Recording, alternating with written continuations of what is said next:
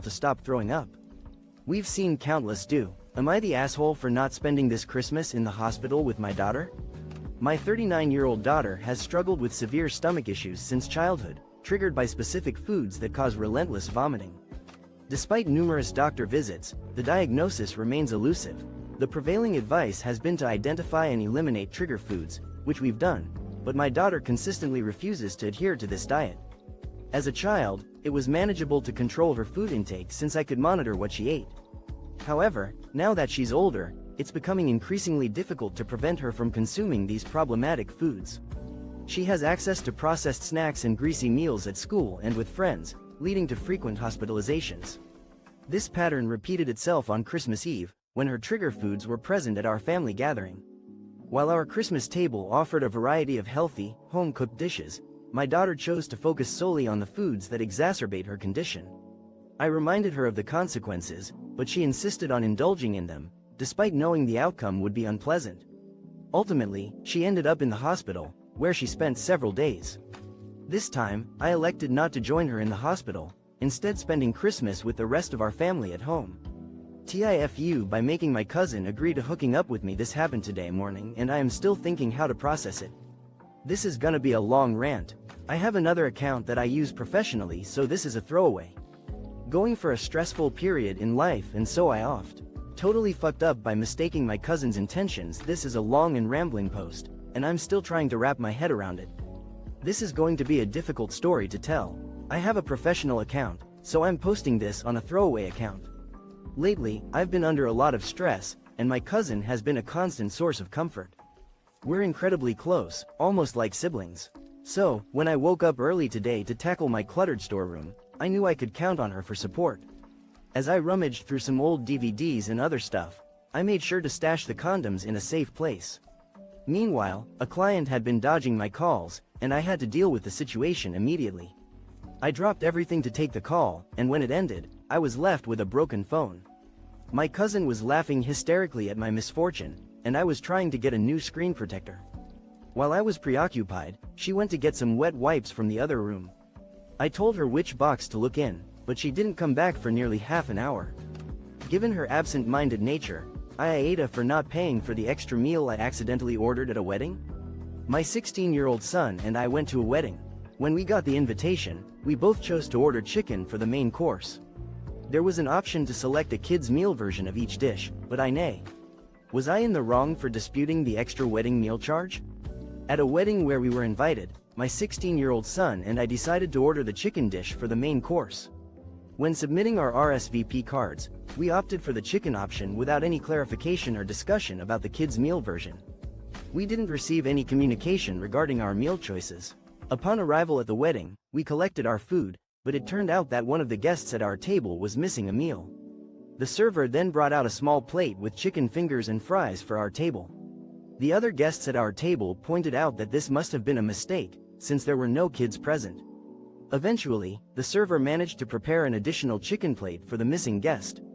Later, I received a phone call from the bride's parents, stating that the original chicken fingers plate was meant for my son and that I had caused them to incur an extra adult meal charge. They claimed that their policy is to serve a kid's meal to anyone under 18, and that I should have asked for clarification if I wasn't certain. However, I found this expectation unreasonable, especially considering that my son is 16 years old. When discussing the matter with the bride's parents, TIFU by pooping on my police academy hat. Been in the academy 3 months, we have to wear baseball caps that say Police Academy on them whenever we are outside. When we go inside, we tuck the caps into the back of our pants to hold them. I ate mango habanero wings at B-Dubs last. I embarrassed myself by failing to secure my Police Academy hat. As a cadet in the Police Academy, I've grown accustomed to wearing a distinctive baseball cap with Police Academy emblazoned on it. When indoors, the cap is tucked away in the back of our pants to keep it secure. After indulging in spicy mango habanero wings at a local sports bar the night prior, I found myself dealing with a severe case of gastrointestinal distress the following morning. To avoid a potentially messy situation in class, I took a precautionary trip to the restroom. My 20-minute ordeal in the stall left me feeling drained, but upon standing to flush the toilet, I spotted something amiss. It took me a few moments to realize the shocking truth. My Police Academy hat had somehow ended up in the toilet, only partially submerged beneath the, unmentionable, contents. The gravity of the situation finally sunk in, and I was left feeling mortified. My drill instructor noticed my lack of a hat and confronted me, inquiring why I was outside without proper attire. In a moment of uncharacteristic candor, I revealed the true reason for my hat's absence. To my surprise, he burst TIFU by giving my son some pizza at the end of the year pizza party. This happened yesterday. I just woke up and the realization has hit me like a truck and I feel like a huge asshole.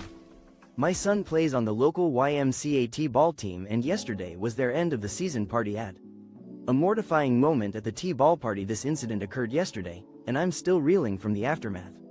My son's T-ball team at the local YMCA had their end of season party at the splash pad, and I attended with my son.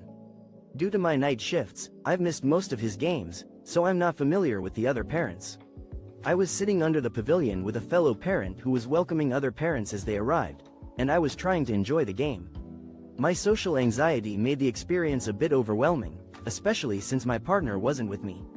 As I was watching my son play, another parent approached me and started a conversation while his kids, around my son's age, were eating pizza. I asked my son if he was hungry, and when he said yes, I walked over to the other table and picked up the empty pizza box they were using. I then grabbed a pizza from one of the boxes and gave it to my son to eat. A few minutes later, the coach arrived with more pizzas, and I thought to myself, that's quite a lot of pizza for just the team and parents. It wasn't until later that I realized the family I had taken pizza from TIFU by sticking my finger in a hole. It doesn't belong in obligatory not today but happened when I was around 6 at a bank with my mum. TL. DR at the end. And amp. X200B. My mum was sorting something out at the counter and at this bank, in addition to the screens they had a small A. The time I found a creative way to get into trouble at the bank. Obligatory not today but happened when I was around 6 at a bank with my mum. TL. DR at the end. And amp. X200B. I was sitting at the bank with my mum, watching her deal with the bank teller.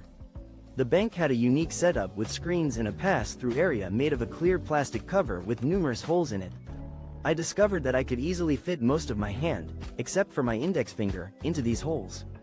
Despite my mother's warnings to leave the holes alone, I decided to conduct an impromptu experiment to see if all the holes were the same size. And amp. X200B. I began by attempting to insert my index finger into each hole, ignoring my mother's repeated cautions. The first row of holes was uneventful, but as I progressed to the next row, I finally managed to get my finger stuck in one of them. In my haste to try the next hole, I failed to notice that my finger wouldn't budge. And amp. X200